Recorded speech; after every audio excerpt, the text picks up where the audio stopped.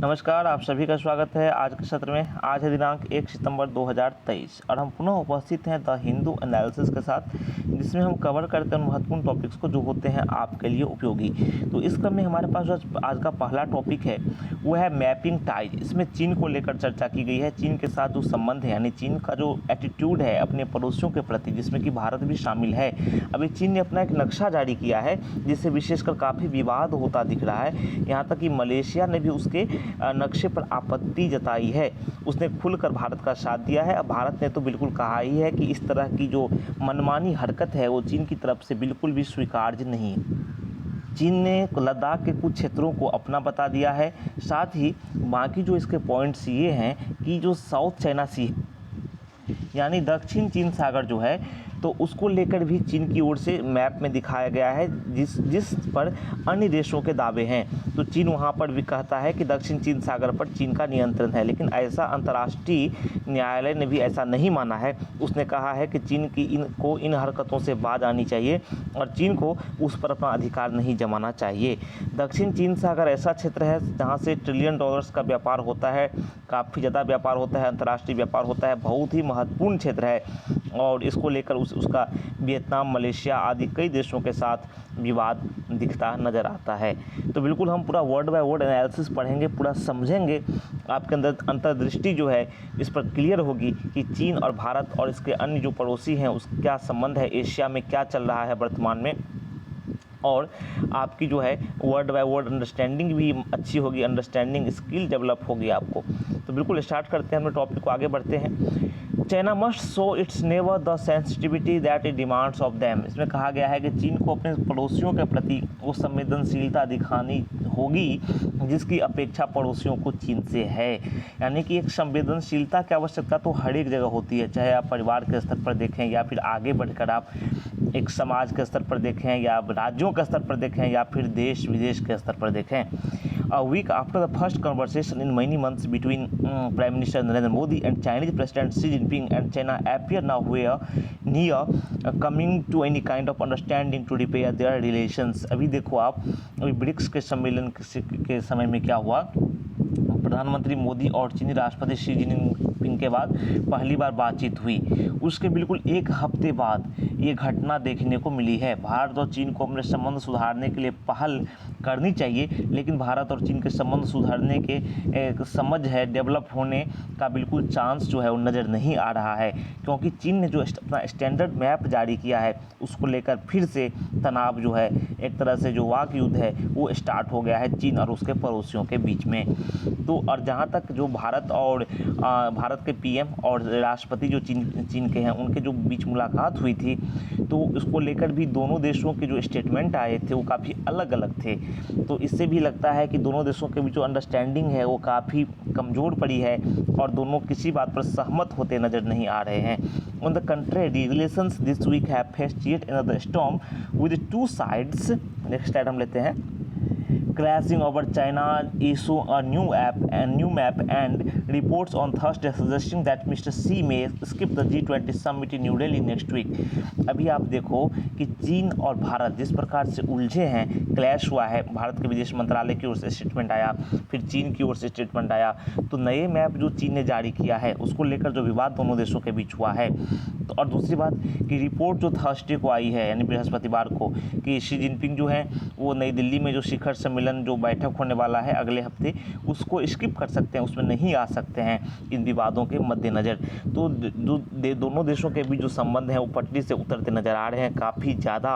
हालांकि दोनों देशों के बीच मधुर संबंध तो बीच में नहीं ही देखे गए हैं, लेकिन संबंध फिलहाल भी पटरी से उतरते ही नज़र आ रहे हैं। अगर आप इसके अलावा बात करें तो मलेशिया और भी कई सारे देश हैं, उन्होंने इस पर मुखर जवाब दिया है।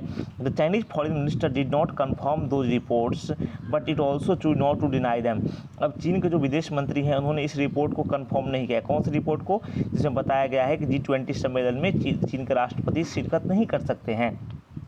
तो इसको ना तो उसने कंफर्म किया है चीन के विदेश मंत्रालय ने, ना तो पुष्टि की है और ना ही इससे अस्वीकार किया है। इवेंट्स दिस वीक यानी कि संशय कायम है अभी। Events this week meanwhile served a reminder of the currently low levels of trust with relations arguably at their lowest since the normalisation of ties in the 1980s। अगर बात करूँ 1980 के दशक में जिस प्रकार से संबंधों का सामान्यीकरण हुआ था, नॉर्मलाइजेशन हुआ था, संबंध बेहतर हुए थे, उसके बाद से देखें तो अभी जो दोनों देशों के बीच संबंध जो है, जो विश्वास है, वो अपने आप में एक लो लेवल पर है, निम्न स्तर पर है, जो कि अपेक्षित नहीं है, ऐसा नहीं होना चाहिए।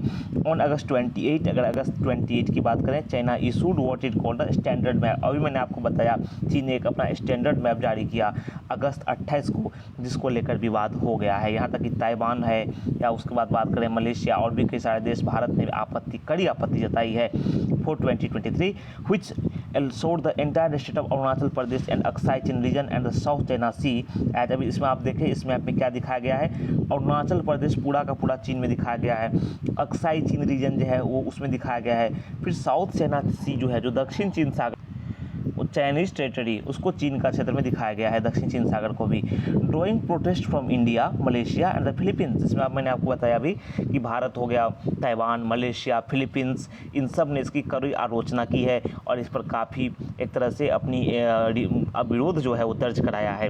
Beijing defended the map as routine and ask India not to over interpret. और इस पर चीन ने इसे कहा है कि ये रूटीन वाला कदम है, ये हमेशा जारी होता है। भारत से कहा है कि इसकी ज़्यादा व्याख्या करने से बचे Bharat. After the ministry of external affairs launched a strong protest. और चीन की जो प्रतिक्रिया आई जब भारत के विदेश मंत्रालय ने इस पर कड़ा एतराज़ जताया। While it may be true that, हालांकि ये सत्य हो सकता है कि मैप जो है made no new territorial claims and depicted borders as in previous Chinese maps, clear that the needless issue of a new map amid multiple live territorial disputes has only further complicated them।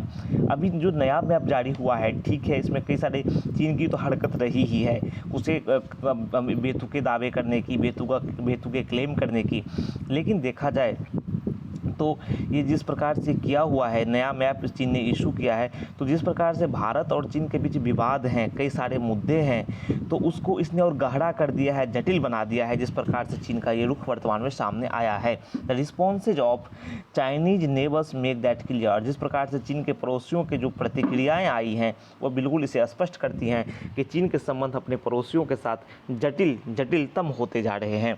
When India in 2019 issued a new map following the internal reorganization of Jammu and Kashmir and creation of the new Union Territory of Ladakh, Beijing responded with strong statements and initiated discussions at the United Nations Security Council, even though that map too did not change India's external boundaries or territorial claims vis-à-vis China।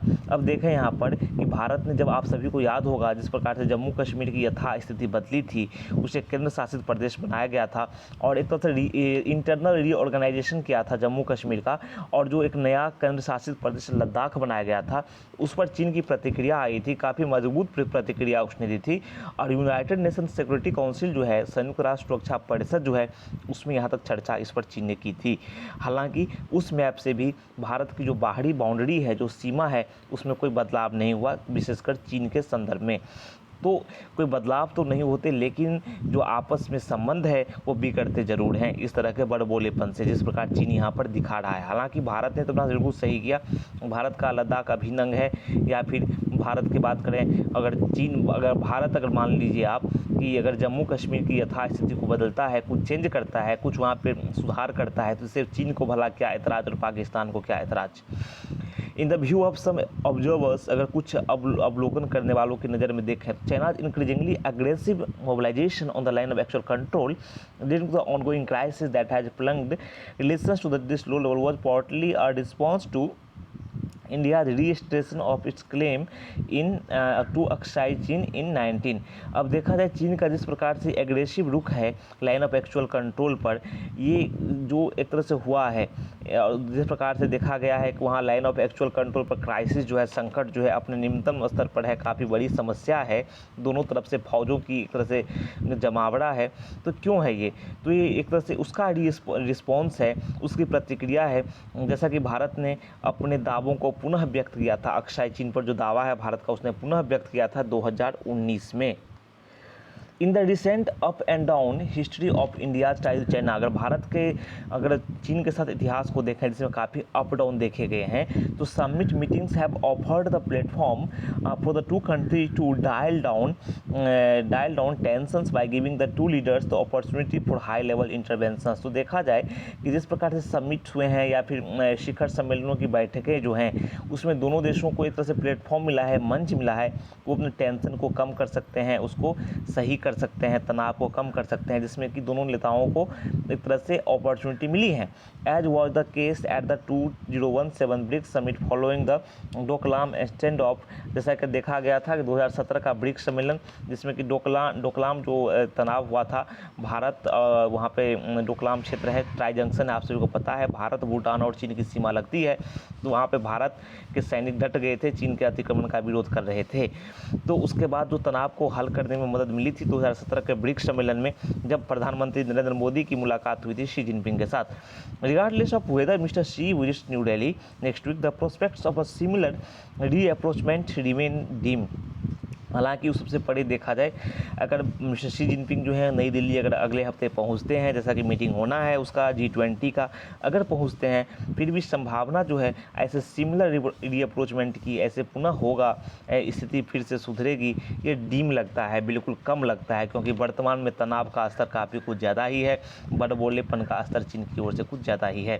Repairing relations with required slowly rebuilding trust on a foundation of greater mutual sensitivity. अगर देखा जाए इस relation को repair करने का, सही करने का, जो उसका कैसे सही होगा, तो ये सही होगा आपस में जो ट्रस्ट है, विश्वास जो है, उसको सही करेंगे, बेहतर आपसी संवेदनशीलता के आधार पर ये सही कर सकते हैं। अगर नहीं होगा तो नहीं हो पाएगा। Indeed China would do well to show its neighbour the sensitivity that it demands of them if it has any inclination towards repairing increasingly fraud relations. अगर आप देखो यहाँ पर चीन को क्या करना है कि अपने पड़ोसियों के प्रति संवेदनशीलता दिखानी होगी। वास्तव में चीन के लिए ही अच्छा होगा, बेहतर होगा। अगर चीन अपनी शक्ति बढ़ा रहा है, अपनी सामर्थ्य बढ़ाना चाहता है, तो सामर्थ्य किसी पर धौंस जमा कर नहीं बढ़ाया जाता, किसी को परेशान करके नहीं बढ़ाया जाता। और हाँ, पड़ोसी बदलते नहीं तो चीन के पड़ोसी जो हैं वो रहेंगे ही। तो चीन को संवेदनशीलता दिखानी होगी, उसके लिए भी ये बेहतर होगा। और जैसा कि पड़ोसी उससे अपेक्षा भी करते हैं, एक पड़ोसी की दूसरे पड़ोसी से अपेक्षा होती है कि पड़ोसी का व्यवहार जो है वो एक तरह से सहानुभूतिपूर्ण हो, संवेदनशीलता वाला हो। तो चीन अगर वो नहीं दिखाता है तो चीन के हित में भी यह नहीं है। तो और दूसरी बात कि अगर चीन चाहता है कि अपने जो बिगड़ते संबंध हैं, फ्रॉड रिलेशंस हैं जो लगातार बढ़ रहे हैं, उसको रिपेयर करना चाहता है, उसको सही करना चाहता है, उसे भारत और भी कई सारे जो पड़ोसी हैं जो उससे जो प्रायः नाराज़ होते रहते हैं, प्रायः चीन के कदमों से परेशान होते रहते हैं, उसके प्रति चीन को सही दृष्टिकोण अपनाना होगा, चीन को एक सही अप्रोच फॉलो करना होगा। तो आज हमने चर्चा की कि चीन किस प्रकार से एक समस्या क्रिएट कर रहा है और चीन के लिए बेहतर क्या होगा, किस प्रकार से संबंधों को सही किया जा सकता है। ये अंतर्राष्ट्रीय संबंध के तहत आप ले सकते हैं।